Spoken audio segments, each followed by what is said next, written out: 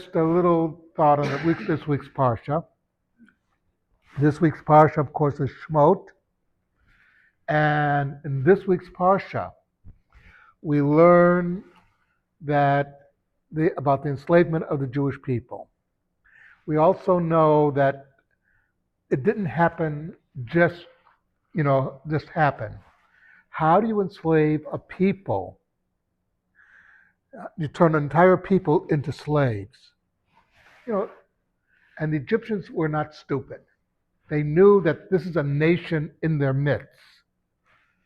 How do they do it? And now a little clue to how they did it comes to us from the fact that the tribe of Levi was never enslaved. Because what the Egyptians did was they told the Jews, there's a national project to build things. We want you to come and build things because this is a national project.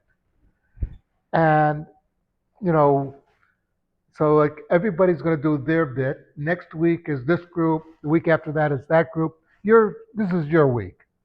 And the Jews, wanting to be more Egyptian than the Egyptians, as a problem that the Jews have, a lot of times we're more um, of a group than the group is. They showed up.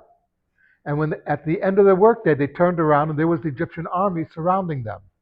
They said, "You're no longer free people." Now, why did the tribe of Levi not get enslaved?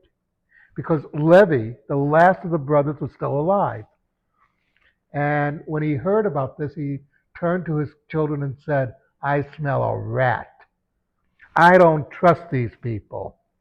Something, why are we the first ones? Don't go." So the tribe of Levi didn't go. So they were never enslaved. Uh, so it's just as a matter that sometimes an older person can, know something that the younger generation doesn't.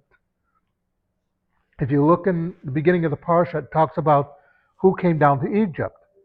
It doesn't mention their children. It mentions the brothers and goes on. There's a reason for that. They knew the Torah is trying to say the older generation is going to smell a rat. They're going to know something's wrong. So that's why you should pay attention sometimes to older people and listen to them because they've been around the block. They have experienced certain things and they know when something doesn't look right or smell right. It's something to think about.